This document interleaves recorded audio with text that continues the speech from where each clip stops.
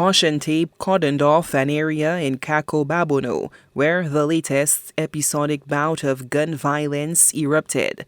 On Wednesday morning, forensic officers dotted the streets with yellow evidence markers, showing multiple spent shells from rounds fired in the early hours of the morning, a time when most residents would be preparing to start off their day.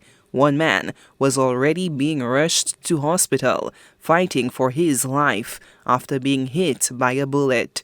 I woke up this morning just hearing, sometime maybe around after 7:30 that there was a shooting, in the area, and I inquired as to who. They told me who the person was, and somebody I know very well.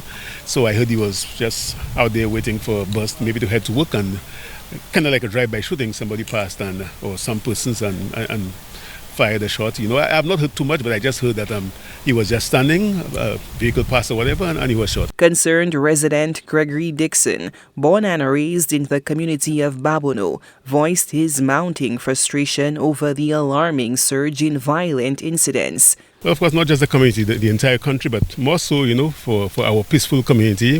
That's what it used to be.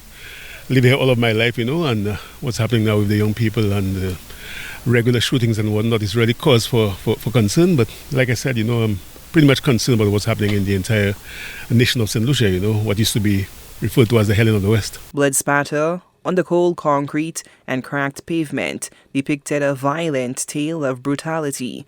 According to reports, two unidentified men wearing hoodies opened fire indiscriminately on a group standing by the roadside. Whatever is happening, is causing a lot of pain, a lot of sorrow, a lot of hurt for a lot of people, their parents, their loved ones. Some of them are dying and leaving children behind and girlfriends and wives, So the message is to realize that life is precious, and it really doesn't make any sense, trying to whatever is, if it's revenge that they're trying to take off, whatever the reason is, I'm advising that persons realize that there's a better way out. Dixon also called on parents to instill lifelong values of integrity, strong faith, and positive traits in their children to keep them from straying off course.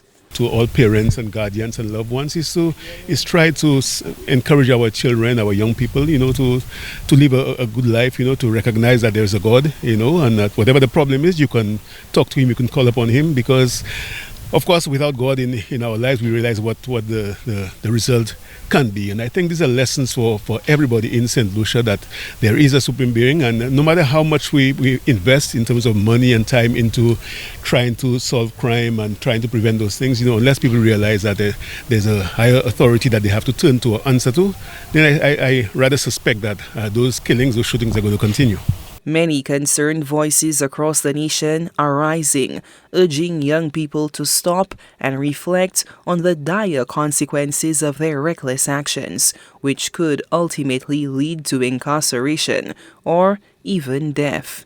The growing outcry underscores a desperate plea for change as the nation battles a scourge in violence.